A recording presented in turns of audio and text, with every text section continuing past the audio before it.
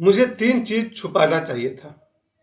अपना प्यार, अपना धन और अपनी साधना। आप सभी से मैं यही कहना चाहता हूँ। जब भी आपसे कोई पूछे आप कितना कमाते हैं या आपके पास कितना धन है, इस बात को छुपाना सीखिए।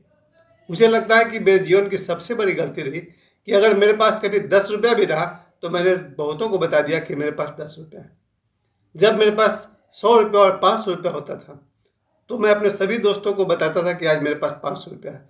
तो वो कहते थे फिर हो जाए पार्टी, और 500 रुपया चला गया लाने में। प्यारे भाइयों, इस तरह से देखा जाए तो मैंने अपने जीवन में हजारों नहीं लाखों रुपए मैंने गंवा दिया, सिर्फ इसलिए क्योंकि मुझे बोलने की बीमारी है। मेरे पास जब जब पैसा आया मैं किसी न किसी को बताया था कि मेरे पास ना 1 लाख है, 2 लाख है। तो कोई कहता था फिर ठीक है, यहाँ लगा दो, वहाँ लगा दो, शेयर मार्केट में लगा दो, वगैरह वगैरह। मेरे जीवन की सबसे बड़ी बर्बादी का कारण है मेरा बोलना। यानी कि अगर आपके पास धन है तो उसे छुपाना चाहिए। हाँ, बांटना जरूर चाहिए। छुपाना चाहिए इसलिए मैं कह रहा हूँ क्योंकि धन को आप लक्ष्मी समझें तो लक्ष्मी हो, उन्हें छुपाना चाहिए। आप सबसे मेरा निवेदन है कि आप अपने धन को छुपाना सीखिए, लेकिन बांटना बंद मत करिए। धन खूब बांटिए। 10 रुपया है तो 2 रुपया जरूर बांट दीजिए। दूसरी बात मैंने कहा था प्यार छुपाना चाहिए। मुझे याद है कि बचपन से अब तक मुझे जब जब प्यार हुआ मैंने किसी न किसी को जाकर बताया कि हाँ मुझे प्यार हो गया। और फिर तो उस प्यार का ऐसा बैंड बजता था कि बस चारों खाने चित्त, और प्यार कब नफरत बन जाता था पता नहीं चलता था। हाँ, ये बात मैं जरूर कहूँगा कि मैं वो तो इंसान नहीं बन सका जिसे जीवन में सिर्फ एक ही बार प्यार हुआ। एक ही बार प्यार होना भी एक बहुत बड़ी गुणवत्ता है, बहुत बड़ा गुण है, गॉड गिफ्ट है। वो इतना आसान नहीं होता है। लेकिन मुझे याद है कि अपने 53 साल के जीवन काल में मुझे जब जब प्यार हुआ मैंने किसी न किसी को बता दिया, और जिसे भी बताया उसकी ऐसी तिरछी नज़र पड़ी कि मेरा प्यार यानी कि मेरी प्रेम कहानी जलकर खाक हो गई। प्यारे दोस्तों, मैं आज भी कहता हूँ, आपको अगर किसी से प्यार हो जाए उसे अपने दिल में छुपा लीजिए। और सबसे हाई वोल्टेज प्यार जानते हैं मैं किसको मानता हूँ? जिसमें कोई आदमी अपनी प्रेमिका को भी नहीं कह सके कि मैं तुमसे प्यार करता हूँ। ये मेरी नज़र में फर्स्ट क्लास सबसे हाई लेवल का प्रेम है। मेरे नज़र में 3 लेवल का प्रेम मेरा अपना मानना है। एक लेवल का प्रेम वो होता है जिसमें लड़का और लड़की अवेलेबल है, इतना अवेलेबल है कि फिजिकली भी अवेलेबल है। लड़का और लड़की एक दूसरे का शरीर का जब चाहे सदुपयोग कर सकता है। वो जो प्रेम होता है जिसमें लड़का जब चाहे लड़की के साथ या लड़की जब चाहे लड़के के साथ पूरी तरह से प्रेम कर सकती है, फिजिकली भी, उस प्रेम कहानी को मैं उसको तीसरे लेवल का प्रेम मानता हूँ, थर्ड लेवल का प्रेम मानता हूँ। प्रेम तो वो भी है, एक लड़की अपना शरीर अगर समर्पण कर दिया या एक लड़के ने अपने आप को समर्पित कर दिया, वो प्रेम है, लेकिन मेरे नज़र में थर्ड लेवल का है। सेकेंड लेवल प्रेम मैं उसको मानता हूँ जिसमें एक लड़का एक लड़की उतना ही अवेलेबल है कि बस किसी तरह उनकी शादी हो जाए। शादी से पहले एक लिमिटेड अवेलेबल है लड़की भी लड़के के लिए और लड़का भी अवेलेबल है लड़की के लिए, और किसी तरह उनकी शादी हो जाए तो ठीक, या फिर बिछड़ जाए तो फिर उनकी मुकद्दर। तो ये जो प्यार है जिसमें शादी होने तक प्रेमिका एक दायरे में रहते हैं, लड़की पूरी तरह अवेलेबल नहीं है, लड़का पूरी तरह अवेलेबल नहीं है, कभी कभी लड़की अवेलेबल है, कभी नहीं है, लड़का कभी अवेलेबल है, कभी नहीं है। ये जो खेल चलता है, आंख मिचौली चलती है, इसे मैं सेकंड लेवल का प्रेम मानता हूँ।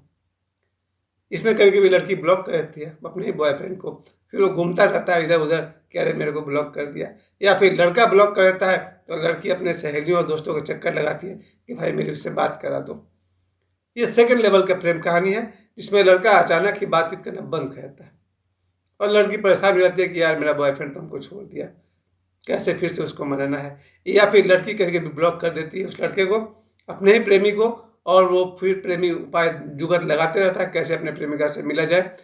फिर एक दिन इन दोनों की या तो शादी हो जाती है या फिर इन दोनों को शादी किसी और दोस्त से हो जाती है, या तो इन प्रेमी प्रेमिका की शादी हो जाती है या फिर इन दोनों की शादी किसी और दोस्त से हो जाती है। प्रेमिका की शादी किसी और आदमी से हो गई, प्रेमी की शादी किसी और लड़की से हो गई, और ये सेकंड लेवल का मैं प्रेम मानता हूँ।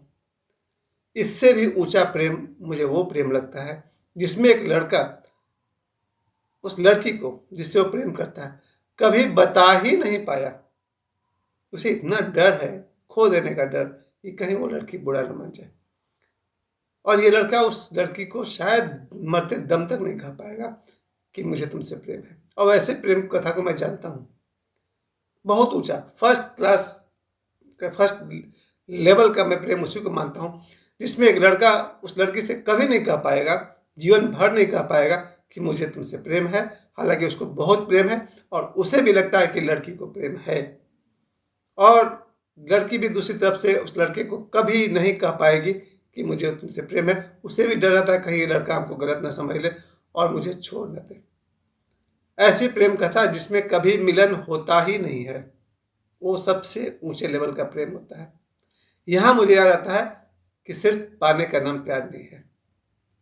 तो जो जिस प्यार में लड़की को, प्रेमी को प्रेमिका मिल गई पूरी तरह से 100%, वो प्यार भी मेरे नज़र में थर्ड लेवल का प्रेम है। जिसमें एक लड़की शादी के बाद पूरी तरह मिलेगी, वो सेकंड लेवल का प्रेम है। लेकिन जिस प्रेम में लड़की कभी नहीं मिलेगी, वो प्रेम फर्स्ट क्लास है। वो प्रेम जन्मों जन्मों तक चलता है। ये लड़का लड़की मर भी जाएगा, अगले जन्म में लोग फिर प्रेम करेगा और शायद अगले जन्म में भी नहीं कह पाएगा कि मुझे तुमसे प्रेम है।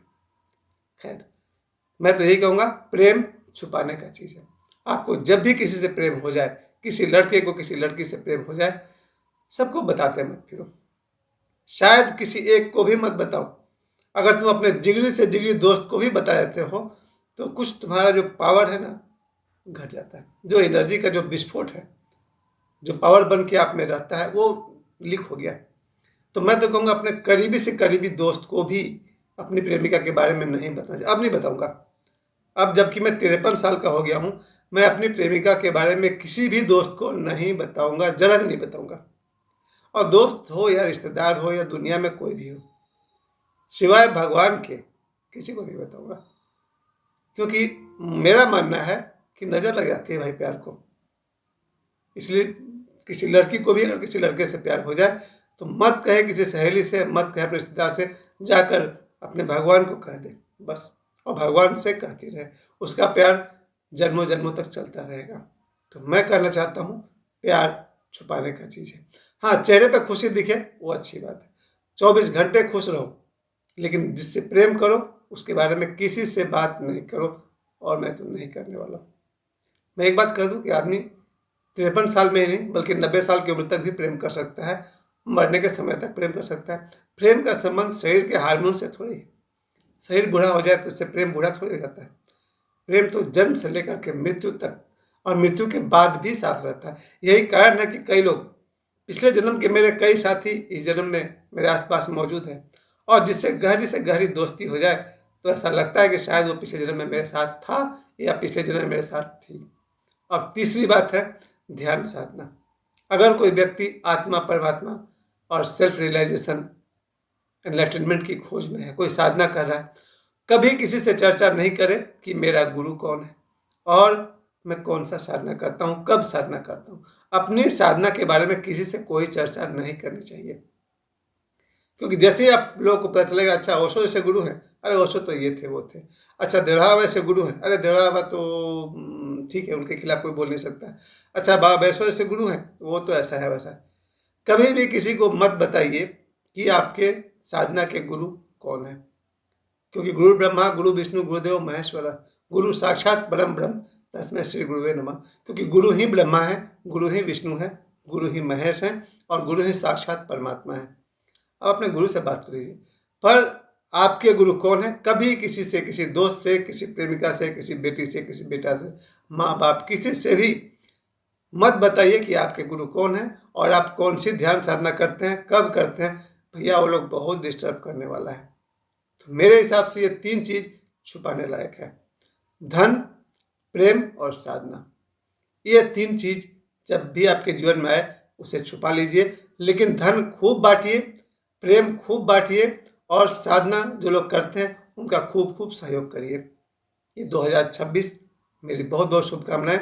हम सब खूब खूब धनवान बने और धनवान ही इस धरती का सुख भोग सकता है, अच्छे भोजन कर सकता है, अच्छे कपड़े पहन सकता है, अच्छी महंगी गाड़ी में घूम सकता है, हवाई जहाज में घूम सकता है, बड़े बड़े होटलों में खाना खा सकता है और भी बहुत सारे शौक है, लैपटॉप है, आईफोन है, क्या क्या है, ये सारे सुख सुविधा पैसों से होता है। आप सभी के पास धन हो, लेकिन धन को छुपाना सीखिए। आप सबके जीवन में प्रेम हो, प्रेम को छुपाइए, यानी अपनी प्रेमिका और प्रेमी का चर्चा किसी से भी मत करिए।